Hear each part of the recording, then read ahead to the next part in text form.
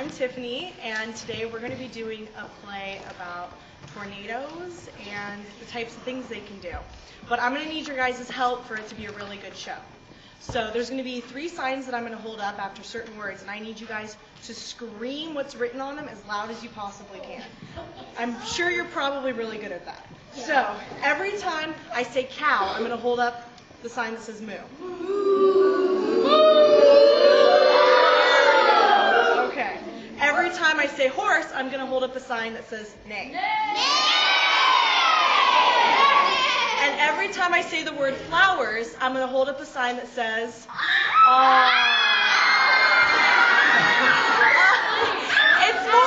it's more like an aw. There we go. Okay. So you guys think you can do that? Okay.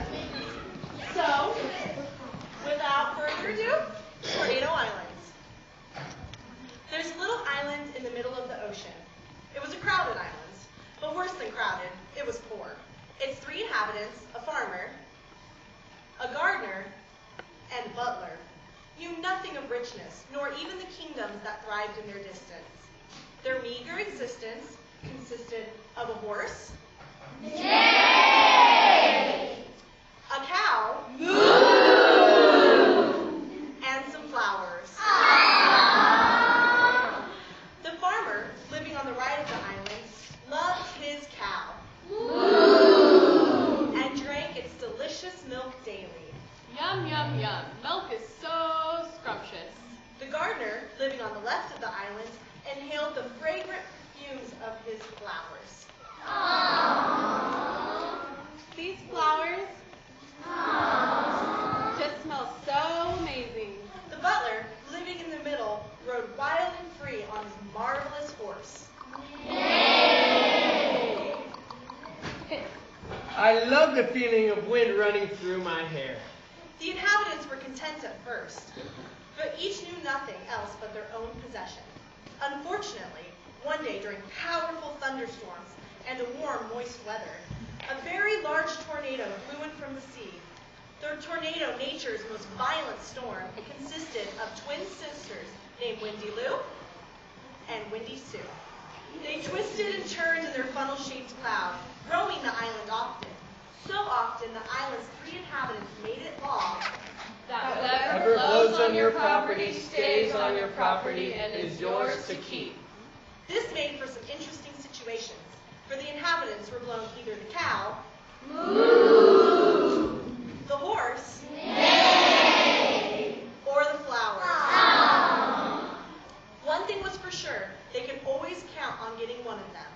We sure can. The farmer and gardener liked the change and spent their entire day waiting for Windy Lou and Windy Sue. I can't wait to get something new. What will I get next? The butler, on the other hand, loved whatever blew his way.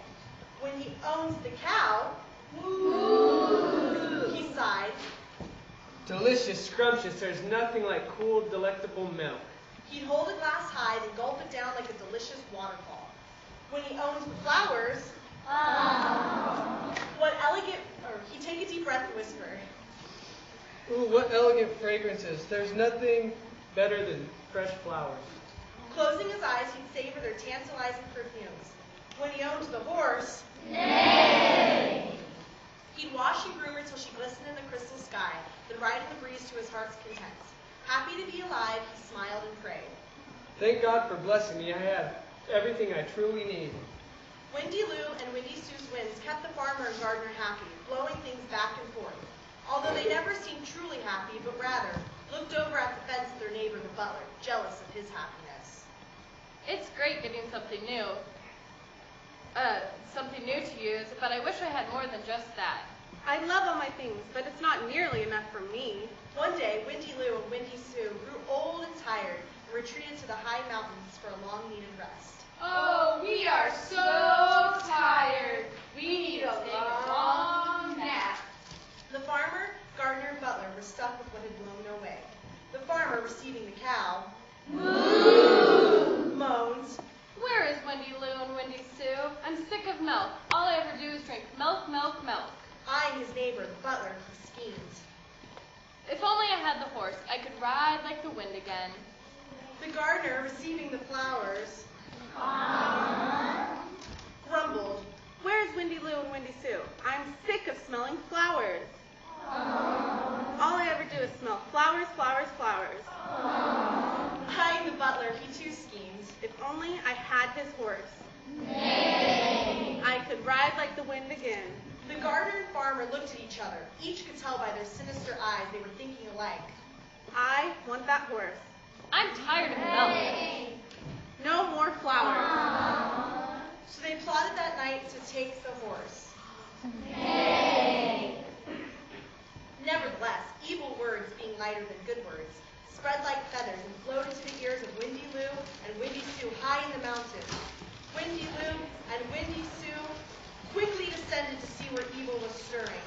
Blowing soft winds into the island, they discovered the butler's contentment, but became enraged by the farmer and gardener's sinister plot.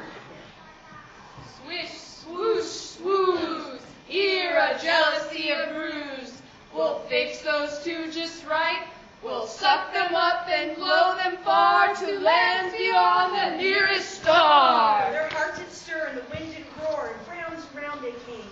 They first blew left, and then blew right. Then with a twist, took aim. Windy Lou and Windy Sue, seeing the farmer and the gardener had already started stealing, twisted even harder, reaching 300 miles an hour, the top speed known for tornadoes, sucking the farmer, the gardener, and all they had. In their rage, it even sucked up distant kingdoms as far as 50 miles away with riches and armies. Oh no, what is happening? Where are we going? Help us! Unfortunately, it took all Windy Lou and Windy Sue's strength to carry their load, and soon they were tired, happily dropping everything on the butler's lands. The butler, hearing the heavy thud, rushed into his house. He couldn't believe it. The gardener, the farmer, kingdoms, even armies, they were all his. Oh my, how lucky I am to have all these wonderful things. Soldiers took post around their new king.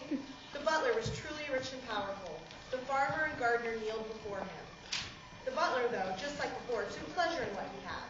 On the other hand, the farmer and gardener still grumbled and jealously snickered, thinking, It won't be long till Windy Lou and Windy Sue blow these kingdoms to our land again. little did they know that Windy Lou and Windy Sue, exhausted from carrying the extra load, would never blow again, but rested happily in the mountains knowing justice had been done for all. The end.